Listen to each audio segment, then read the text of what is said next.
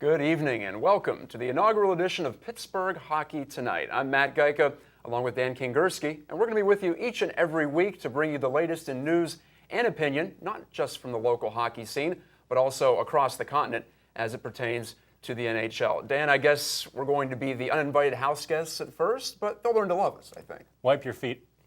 I always try to do that. I've been very well mannered growing up. Anyway, let's talk about what everyone is talking about right now in the Pittsburgh hockey community. It should be all hunky-dory. The Penguins are Stanley Cup champions. They should have a victory lap going on right now, and in some extents they do, through 15 games playing quite well. But the goalie thing continues to hang over every proceeding. Matt Murray or Marc-André Fleury, it already seems like, if you look at the games played in November, that Murray is feeling the sunlight, I guess, on his back as he moves forward. It looks like that he's going to be getting more of the playing time into the near future. But how do you see it? Do you feel like it's going to be 50-50, or will eventually Matt Murray take over there? Here's how this is going to break out. Talking to people around the Penguins coaching staff, Mike Sullivan is a Matt Murray guy. No ifs, no ands, no buts about it. Sullivan and Murray, be it the emotional connection they had in Wilkes-Barre Scranton to start last season, be it the calm demeanor that Matt Murray seems to bring to the locker room and to the ice. The Penguins are a different team with Matt Murray in net. Statistics bear that out. Mike Sullivan is going to give Matt Murray at least half of the starts going forward. I would wager a bet that Matt Murray gets more than half of the starts going forward. Well, how do you think that plays out, though, Dan? Because Marc-André has been here for more than a decade, and I have to believe that he thought he was going to get at least a decent shot at the number one spot this year, or at least a tandem situation. I think if it goes below 50% in terms of games started for Fleury, it might start to get ugly in that room. I know Marc-André is not known to stir things up, but this is a totally different situation than he's ever faced in his career. And I do wonder, even though we've seen Matt Murray play better, or at least have better numbers at the start of the season, I do wonder whether Marc-André just checks out at the midpoint of the season. Let me tell you a story. Last year, Game 5, Eastern Conference Finals. It was Marc-André Fleury's big chance. He finally got a playoff game, and the Penguins lose in overtime. Fleury, calm, quiet, obviously a little bit upset to lose Game 5 in a big series. Didn't show it until he walked out of the room, took his tennis shoes, and slapped the wall as hard as he could walking out of the locker room. That counts as an outburst, I guess, for him. It counts as an outburst for Marc-André Fleury.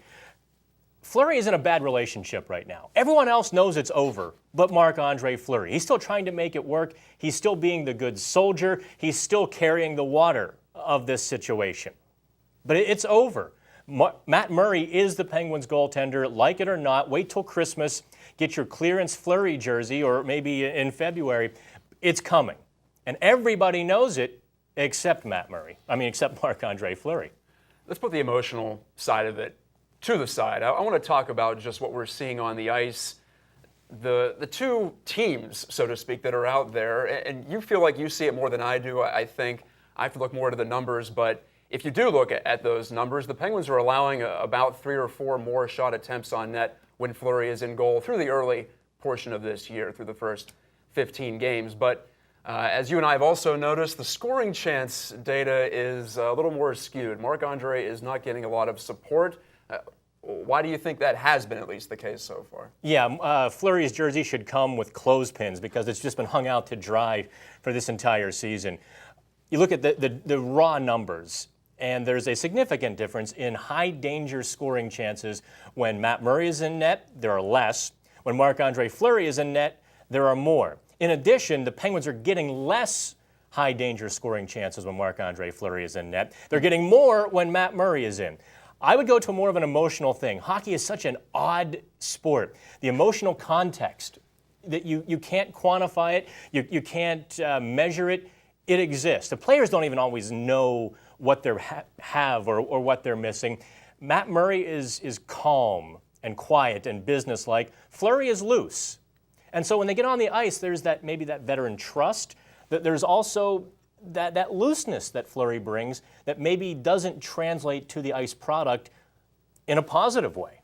I think you and I may be separated on this topic going into at least the near future. But we're going to have plenty of time to talk about the goalies, I think, assuming there's no move made. It could happen. Jim Rutherford's been known to pull the trigger early in seasons. But let's look to the very near future. And this week coming up, an exciting matchup, in fact, two of them, a home and home between the Penguins and the Rangers, the two teams at the top of the Metropolitan Division. In fact, the Rangers have their noses ahead early on here. You look at their roster, they've added some speed, they've added some skill, and it doesn't look at all like the team so far, at least this year, that we saw the Penguins absolutely run roughshod over in the first round of the playoffs last spring. They were slow, they were plodding, they were a bad hockey team in the playoffs last year. Really, they got into the playoffs, but they were not a playoff team. This year, they've had that overturn. They got a 21-year-old from the KHL named Pavel Buchnevich. They got Jimmy Vesey. The Penguins chased him pretty hard. These are kids who can skate. These are kids who can score. You factor in the trade Derek Brassard for Mika Zibanejad. Zibanejad's a 23-year-old guy with big shoulders who can also score. He's a future #1 center in this league. If he's not already there, the Rangers can put up points, and dare I say, Matt, that the Rangers have more talent and more depth on the wings than the Pittsburgh Penguins. And add the speed in, this is going to be a really fun home and home. And I think a fun procession through the season to see who ends up on top. It felt to me, Dan, last spring that was the final call, so to speak, for that version of the Rangers. But they've been able to retool on the move. They still have the same coach. A lot of times you need a coaching change or a GM change. Mm-hmm. But I think they saw the way that the league was going. And you go back to 2 years ago, the Tampa Bay Lightning, the Chicago Blackhawks, maybe the fastest Stanley Cup final ever contested. The game's about speed more than it ever has been. You have to be able to skate, and it's always going to be a copycat situation, too, when you have the championship. You look at their breakouts, and they're very similar. The Rangers love to rush up the ice, that little touch pass in the center out of their own zone, get the puck to the forwards as fast as possible, get that speed through the neutral zone, put pressure on the opposing team's D. The Penguins are shopping for a defenseman for the very reason that other teams are going to start doing this to them. If the Penguins don't have the puck, their D is not great in their own zone trying to defend. This is what we've seen and what we're starting to see happen with the Penguins. When they have the puck, they're the better team. When they don't have the puck, it is when they can be vulnerable. And so, yeah, the Rangers do the same thing to the Penguins that the Penguins are going to do to the Rangers. Who wins is who has the puck. Pretty much, and possession is 9/10, maybe even 10/10 of the law in the sport of hockey. And speaking of the possession numbers, Penguins and the Rangers, in terms of shot attempts, you look at it early on this year, and they're middle of the road, but where they are excelling is scoring chances and having the bigger percentage of the scoring chances, and especially the high danger ones we were just talking about with regards to the Penguins and playing differently in front of Matt Murray and Marc-André Fleury. So somehow they're hacking this procedure so far, Dan. It's tough to do over a long term and not have a lot of attempts, but have most of them be good looks at the net. So I wonder if it can be sustained, but I don't wonder that these teams are well positioned to continue to at least put themselves in a good spot to do it for the rest of the season. Absolutely. Anyone who thinks the Rangers are a flash in the pan, dispel that myth right now. The Rangers are a good team. Yes, they're going to have some ups and downs with young players like Vesey, like Buchnevich. Even, I forgot to mention Brandon Peary. They got for a song and a dance. The Penguins passed on him. He has a couple 20-goal seasons in his rearview mirror. And so he's their fourth-line center, and he's putting up almost a point per game at this point in the season. The Rangers have it. Whether it's now or a year from now or 2 years from now when it really comes to Stanley Cup contending, we'll wait to be seen. But they've got a lot to challenge the Penguins right now. You said something really interesting quickly before we wrap up this opening segment on Pittsburgh hockey tonight. I've said lots of interesting things. Well, this is the one that stands out to me the most.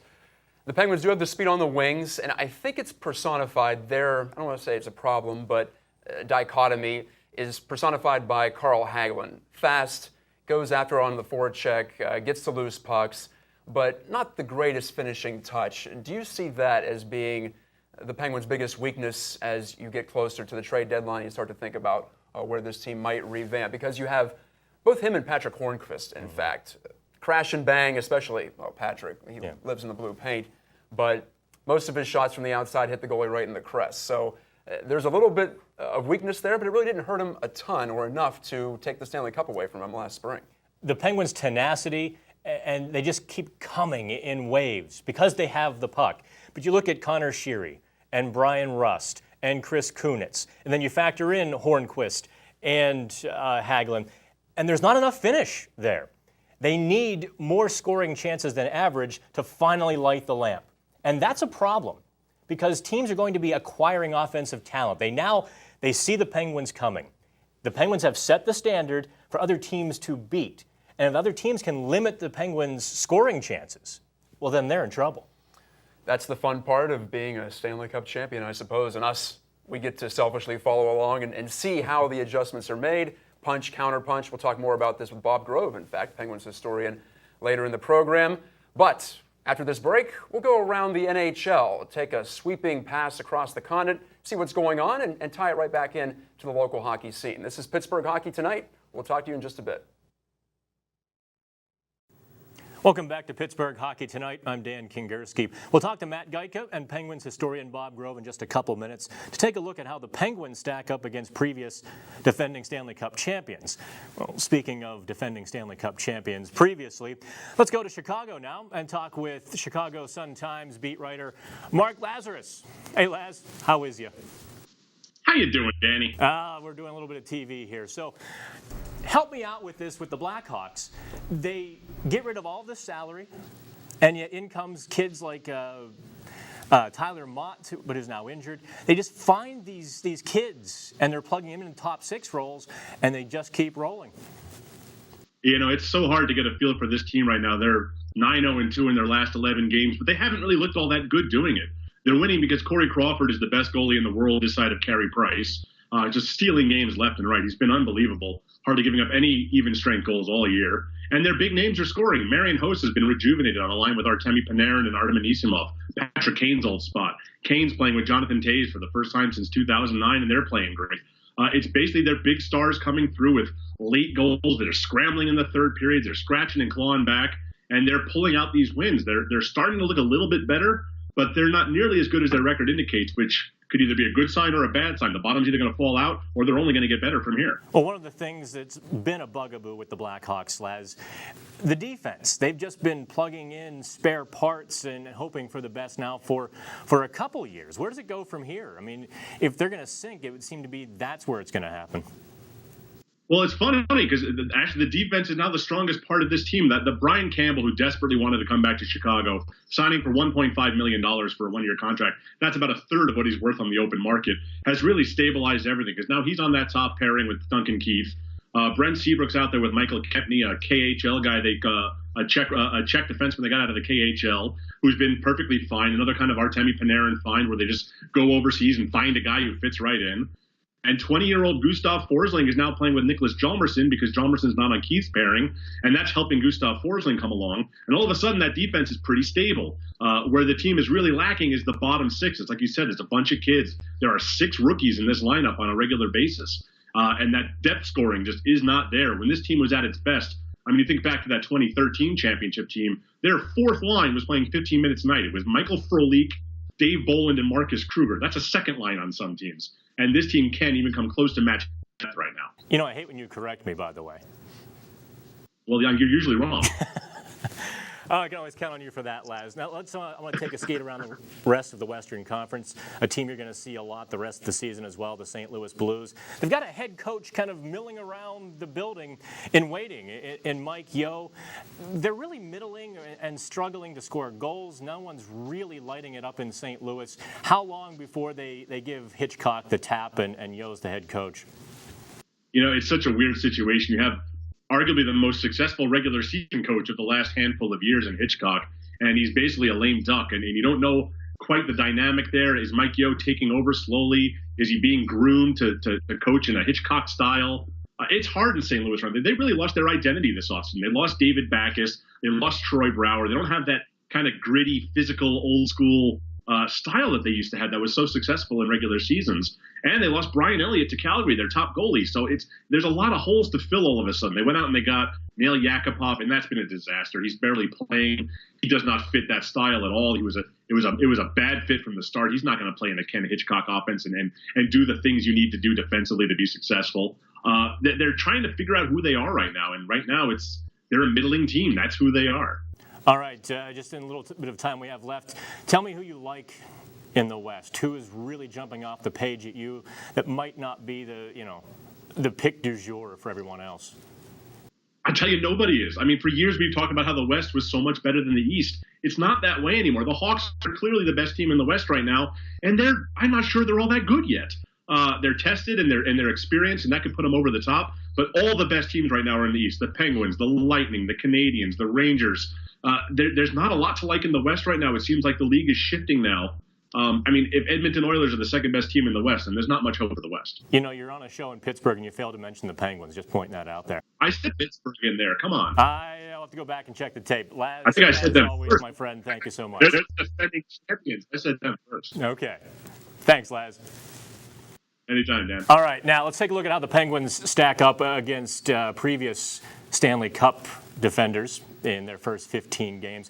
Help us do that, we've got Matt Gajtka and the inimitable Bob Grove.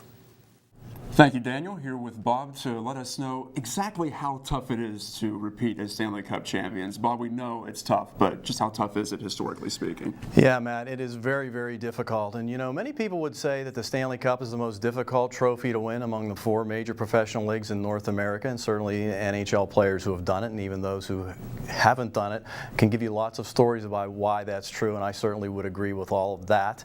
But I would say it's not the most difficult thing to do in hockey these days, win a Stanley Cup. The most difficult thing to do is to win two of them in a row. And to give you a little context, this is the 50th anniversary for the Pittsburgh Penguins, and it's the 100th anniversary of the National Hockey League. So to give you some context about how difficult it is to repeat as a Stanley Cup champion, 100 years of the National Hockey League, there have been 25 repeat champions. So that's about one every 4 years. And as many Penguin fans know, the last team to do it, the 97-98 Detroit Red Wings. So it's been 17 seasons since the NHL has had a repeat champion. That's the longest such drought in the history of the league. And just to give you a little the history behind that, before this, the longest drought without a repeat champion, that was 11 seasons between the 1937 Red Wings and the 1948 Toronto Maple Leafs. So when you've gone 17 seasons without a repeat Stanley Cup champion, that tells you it's very, very difficult. And we also want to take a little deeper dive into some of the numbers that are behind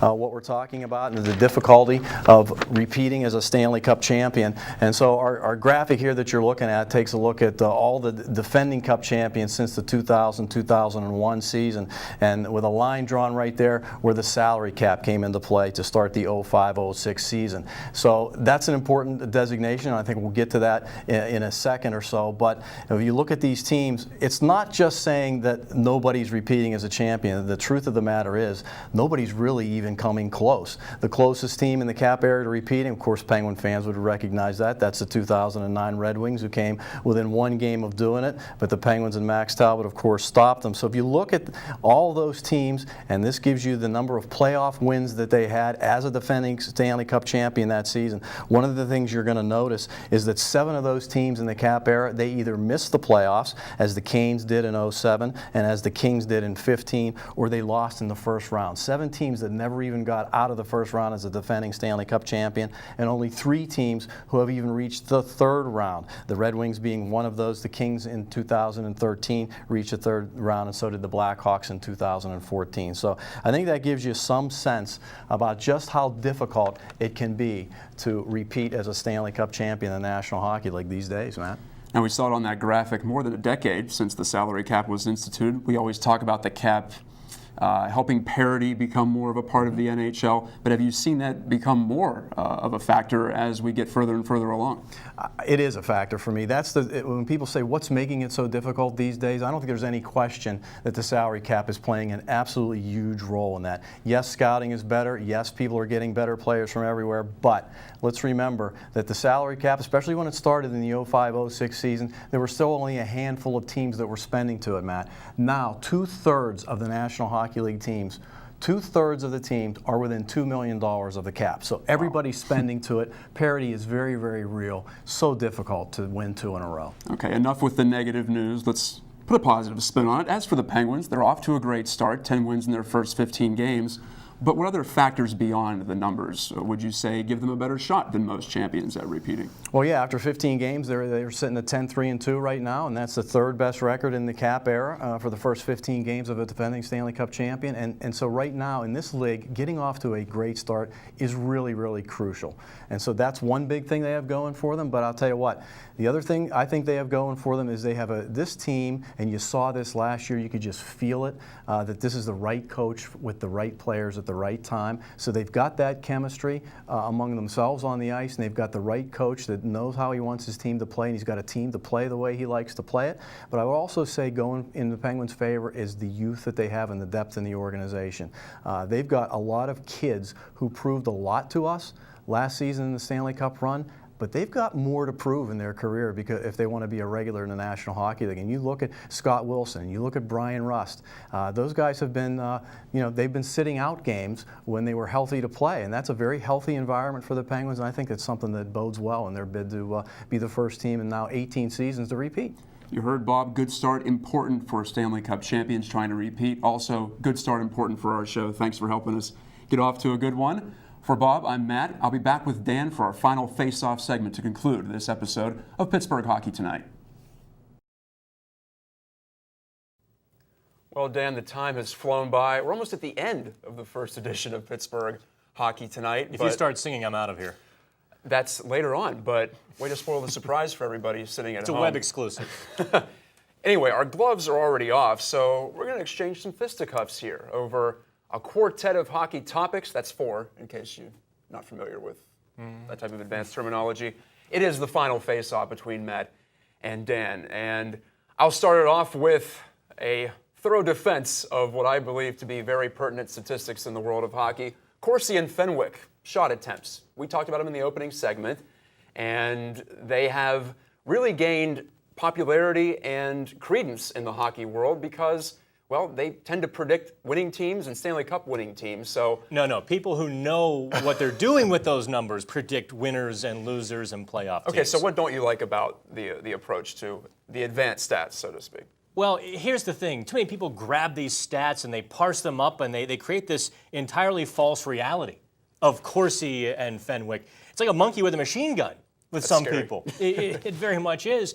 You have to understand the flavor and the context of hockey, the intangibles, and how they relate to the rest of the game before you can start parsing and parting out, oh, this guy has a 53% Corsi, this guy's at 47%, but this guy with 47% has 20 goals, this guy has 5 goals. Who do you want on your team?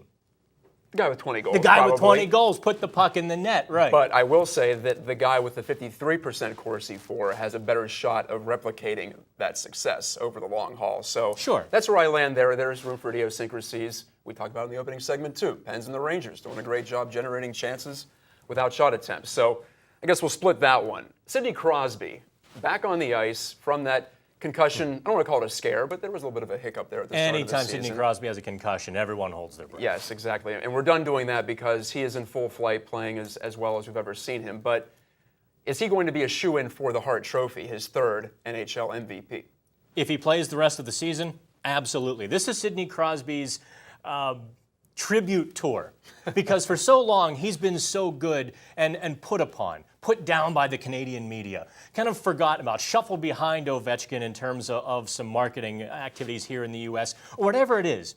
He now has his 2nd Stanley Cup. The first one wasn't a fluke. All of the whining, allegations and all of that stuff is gone. He's the elder statesman of hockey, and he's still the best. They're going to hand it to him almost like a Lifetime Achievement Award, but he'll have earned it too.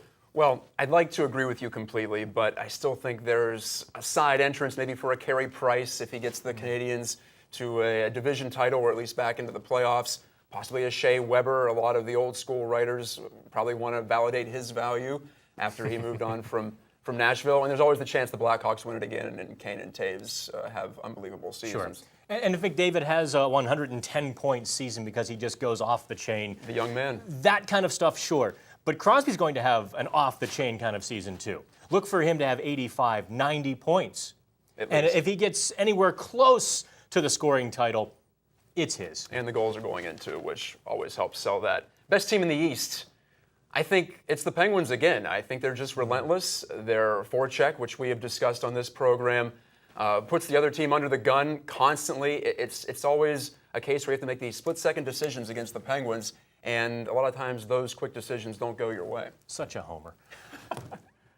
Tampa Bay came within 1 goal of beating the Penguins in Game 7 Very true. of the Eastern Conference Final. That was without a healthy Steve Stamkos for most of that series. They had him for the Game 7, but that wasn't Steve Stamkos. Now, you add in Stamkos this year. You add in Druin with a bit more experience.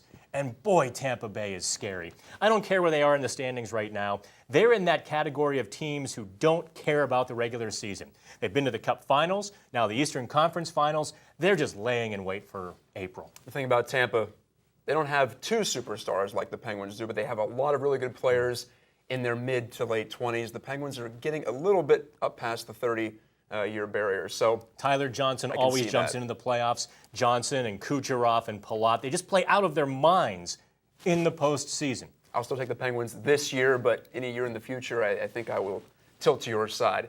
We've already seen this trend decrease, Dan, ironically, because we're talking about increased scoring. It seems to me, I haven't been able to validate this with any kind of numbers, but early in the year, it feels like that there's a lot more scoring and there's a lot more chances in general. And I think we saw that earlier this season, and now as we're working our way towards the middle of the year, teams are getting more serious and getting locked down. Here's how it breaks down. When I was young, a Cub reporter, a player explained it to me like this. Around Halloween, you start to think about getting serious, and then you kind of gear up towards U.S. Thanksgiving, late November. That's when you start actually playing some hockey. Systematic, you start actually caring. You gear up towards Christmas. After Christmas is when real hockey begins. You've got those 3 stages. Have fun, score some points, get ready to buckle down, and then buckle down. And the season's just way too long to play crazy hockey from Game 1. You just can't do it, not physically, not mentally, or emotionally. And scoring is up because the kids are working at how to score. Goalies have been working with these extra coaches now for years. Now the forwards are catching up. I will agree. I'm seeing some different moves from McDavid and Patrick Laine in Winnipeg. It's looking like the equilibrium might be tilting a little bit. I guess we'll see how the ultimate results are at the end of the season. Dan, they've only given us so much time to be on TV. By federal law, we have to go off the air very soon. So, did you enjoy yourself? I had a blast. So did I. Hope you did too. We'll catch you next time on Pittsburgh Hockey Tonight.